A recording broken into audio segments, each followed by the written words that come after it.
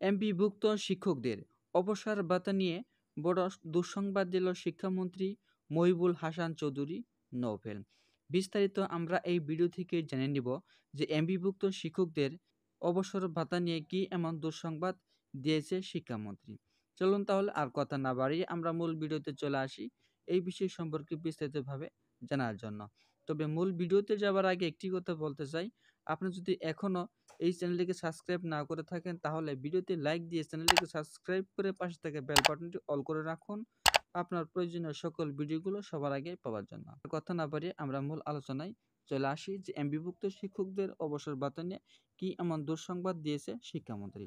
শিক্ষক কর্মচারীর অবসরের 6 মাসের মধ্যে এমপিভুক্ত শিক্ষা প্রতিষ্ঠানের শিক্ষকদের অবসর ভাতা দেওয়া সম্ভব নয় বলে জানিয়ে দিয়েছেন শিক্ষামন্ত্রী মহিবুল হাসান চৌধুরী নওফেল। তিনি আরও জানিয়েছেন যে বেসরকারি শিক্ষকদের অবসর ভাতা ও কল্যাণ ভাতা পাওয়ার ক্ষেত্রে বিলম্ব সমাধানে সরকার আন্তরিক রয়েছে।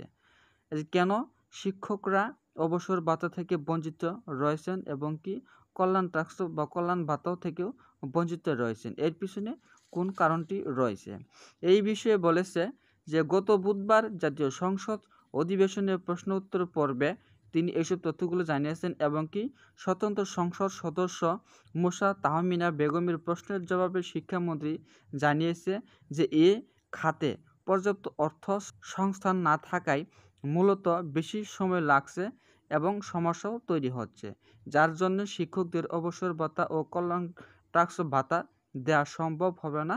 অবসরপ্রাপ্ত শিক্ষকদের 6 মাসের মধ্যে এই সমস্ত অর্থগুলো দেওয়া সম্ভব হবে না।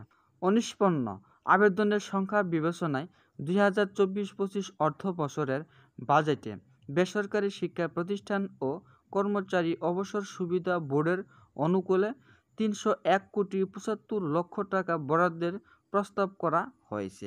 তাই এখন বেসরকারি শিক্ষা প্রতিষ্ঠানে এমপিভুক্ত মাধ্যমিক ও উচ্চ মাধ্যমিক সহ সব শিক্ষকদের অবসর গ্রহণের 6 মাসের মধ্যে অবসর ভাতা দেওয়া সম্ভব নয়।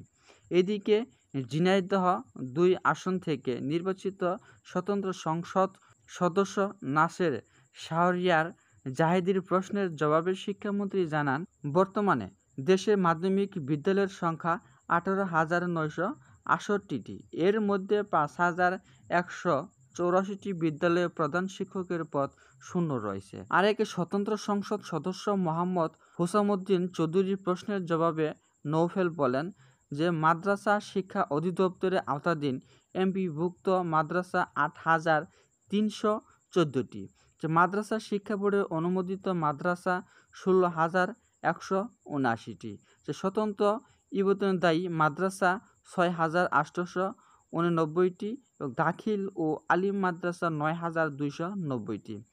এমপিভুক্ত দাখিল মাদ্রাসা 8,229টি এবং এমপিভুক্ত আলিম মাদ্রাসা 85টি।